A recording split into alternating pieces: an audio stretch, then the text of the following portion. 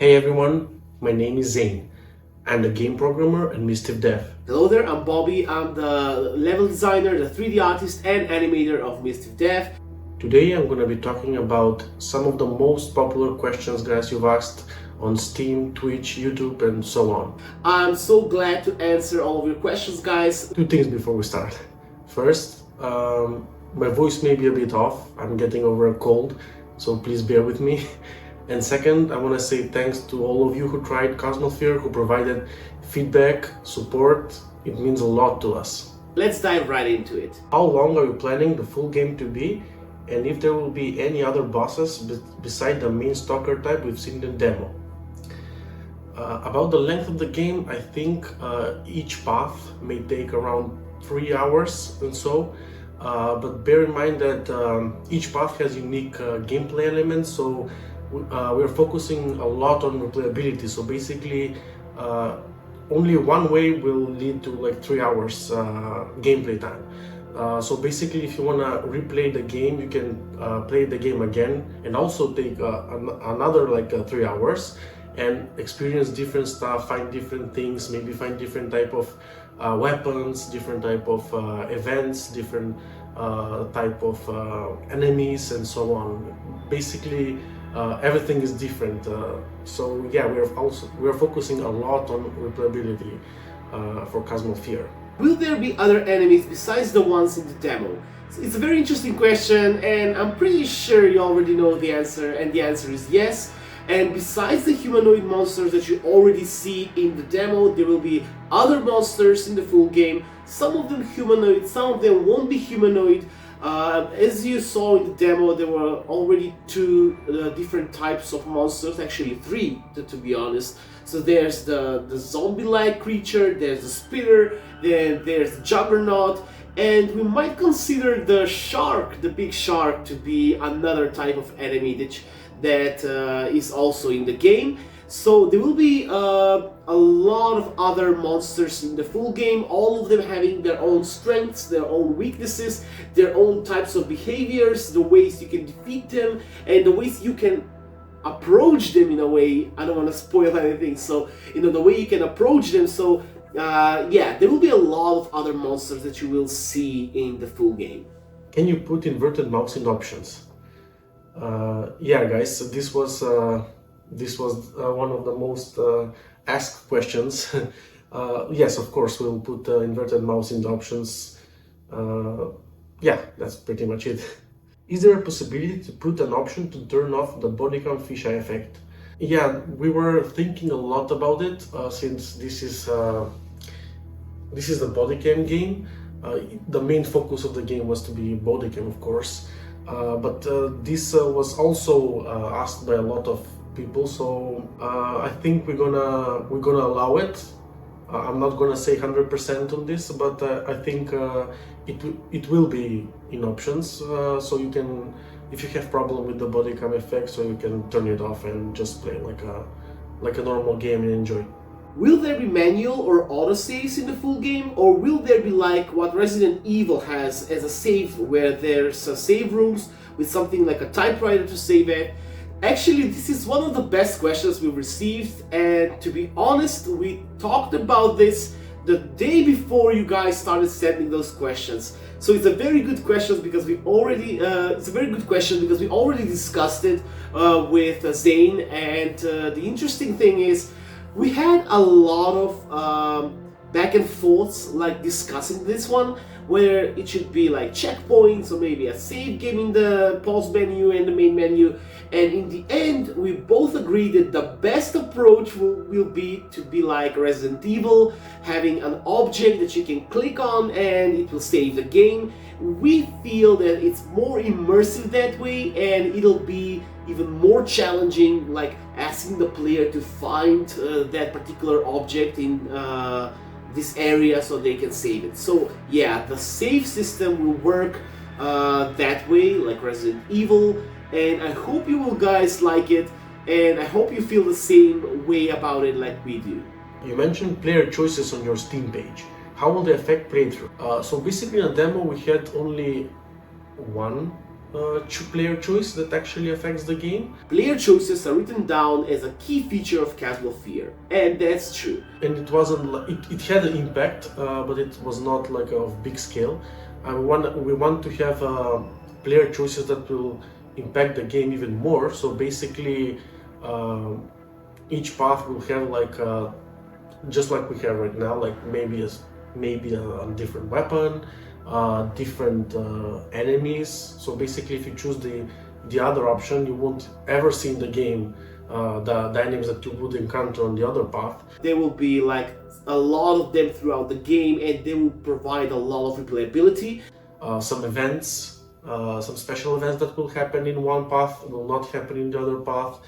We'll also planning a special multiplayer events.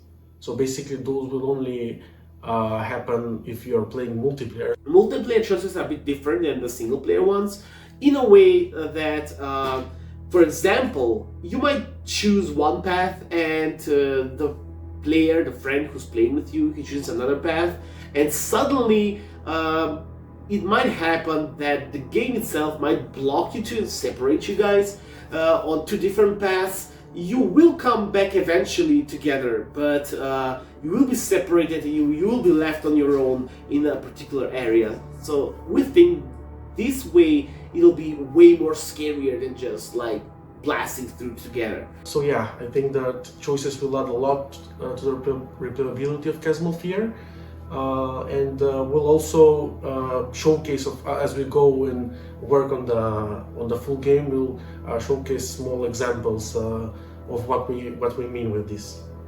Will we ever get to meet the big shark face to face?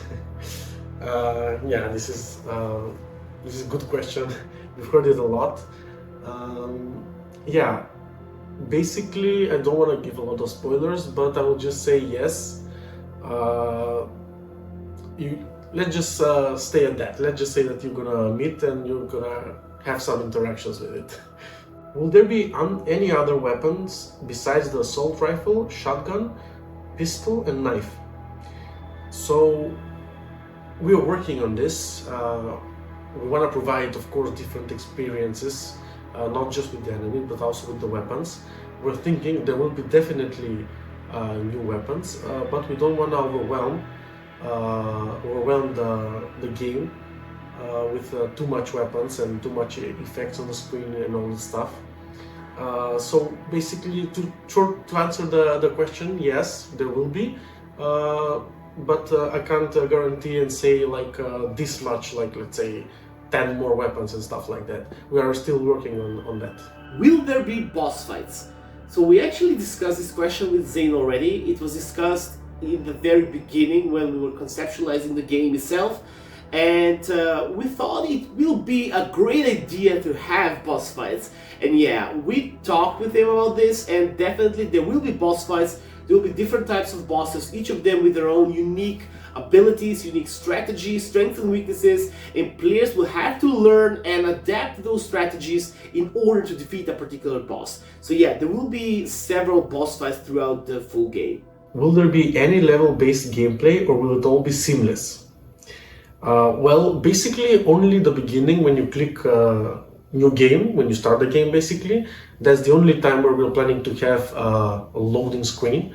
After that, it will be a seamless experience. You will never notice loading screen. So yeah, it's just a seamless experience. How big is the expectation of the game? Well, honestly, for us, it's our best project so far. According to wish lists and people who follow us on socials, it looks like the Chasmal Fear is our best performing game at the moment of all the games we did before, and I think it'll perform really good and a lot of people like it. Also, as you know guys, both from our previous games and from this game, like if you check the Steam discussions, you will find out that we always listen to the community. We try to reach out to you guys, ask for feedback, find ways and suggestions on how to improve the overall gaming experience. So I think that Chasmal Fear will be our best product so far. Is it going to be linear with chosen paths like the demo, or will backtracking be a part of it? It will be with paths, but There will be time we're gonna have to backtrack, maybe go back to find something or get something and stuff like that. So definitely it won't be just like like go forward and that's it. You're gonna have to sometimes like backtrack, find something, get something and stuff like that, so you can actually continue in the game and move forward. So thank you for watching, guys, and thank you for sending these amazing questions. That was it for today, guys. Again, thank you for playing the demo.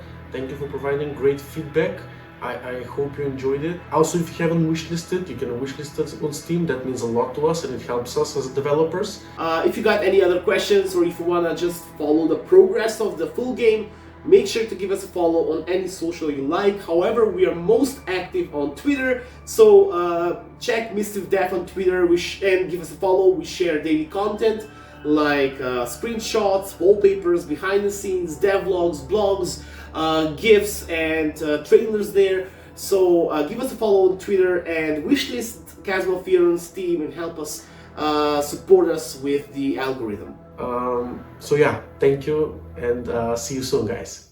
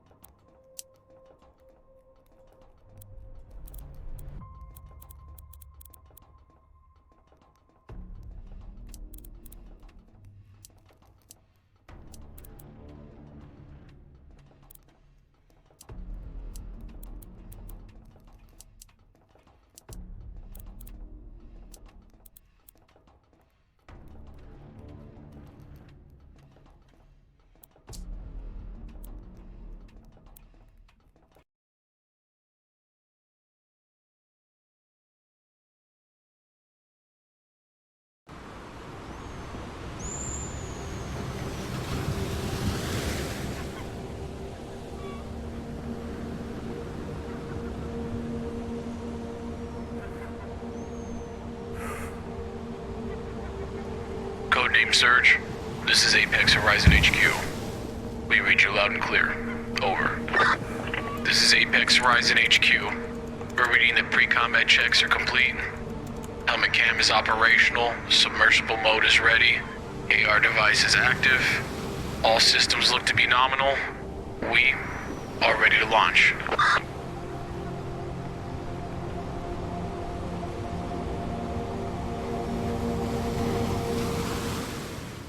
Alright, Surge, listen up. The situation is 24 hours ago we lost contact with Magnus Underwater City. That's right. The greatest technological achievement of the 21st century. Built with trillions of dollars, housing the best minds from around the world and using cutting-edge technology just went dark. Magnus was established by the combined effort of several nations, so this is high on the priority list. The installation layout's pretty straightforward. It's divided into two separate zones. The public zone, that houses over 4,000 guests and visitors, and the very restricted military research zone, where only a limited amount of scientists and military and other personnel can access. This is one of the most classified installations in existence. Magnus has been redefining the limits of underwater exploration, biological engineering, and weapons research. Therefore, we cannot afford to lose signal with this facility. With all of that being said, welcome to Magnus City.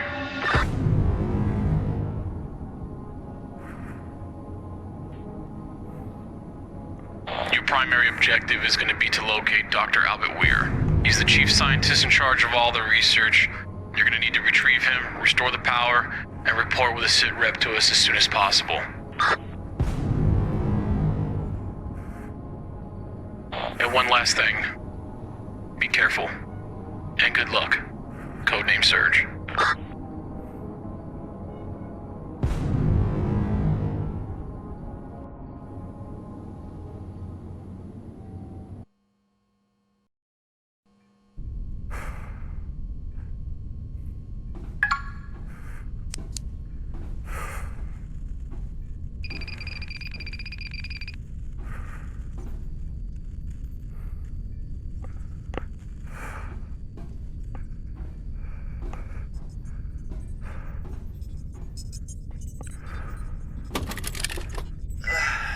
have the knives package on your desk, guys. Press the second button on the handle to inject the serum in the blade and stop the mutation. Press the left button for a dose small enough to burn through those growths covering our hallways. Be careful.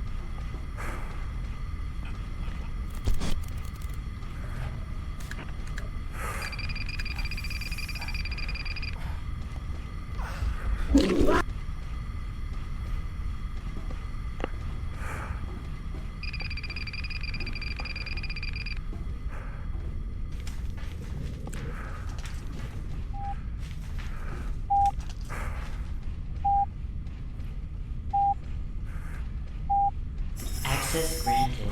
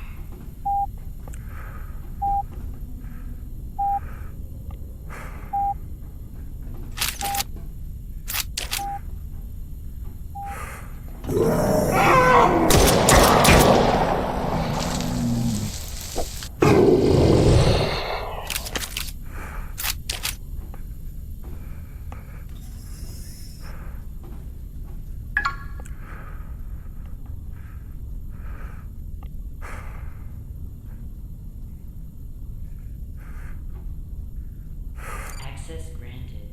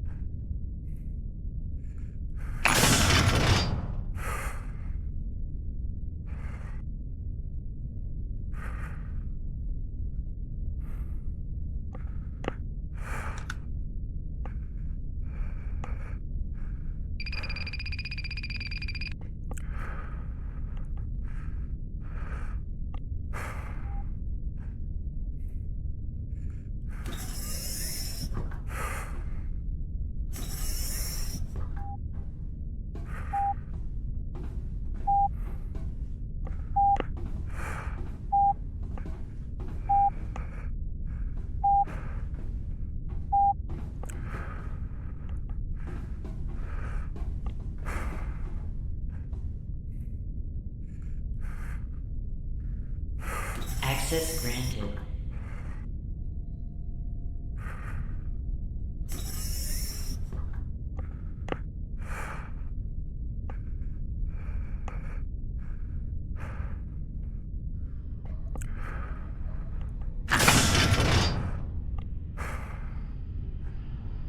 Access granted.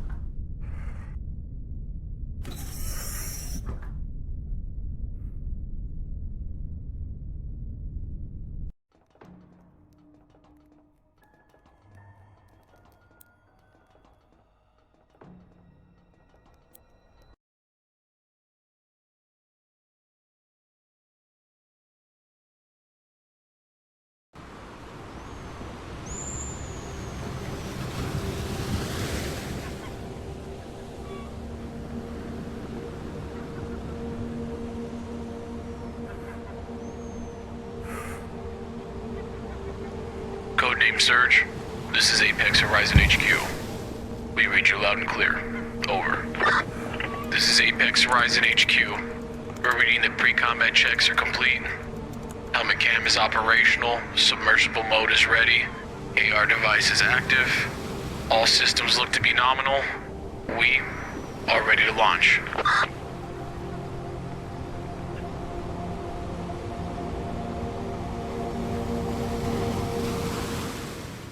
Alright, Surge, listen up. The situation is 24 hours ago we lost contact with Magnus Underwater City. That's right. The greatest technological achievement of the 21st century. Built with trillions of dollars, housing the best minds from around the world and using cutting-edge technology just went dark. Magnus was established by the combined effort of several nations, so this is high on the priority list. The installation layout's pretty straightforward. It's divided into two separate zones. The public zone, that houses over 4,000 guests and visitors, and the very restricted military research zone, where only a limited amount of scientists and military and other personnel can access. This is one of the most classified installations in existence. Magnus has been redefining the limits of underwater exploration, biological engineering, and weapons research. Therefore, we cannot afford to lose signal with this facility. With all of that being said, welcome to Magnus City.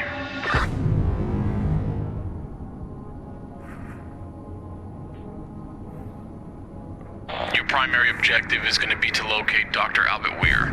He's the chief scientist in charge of all the research. You're going to need to retrieve him, restore the power, and report with a sit rep to us as soon as possible. And one last thing. Be careful. And good luck. Codename Surge.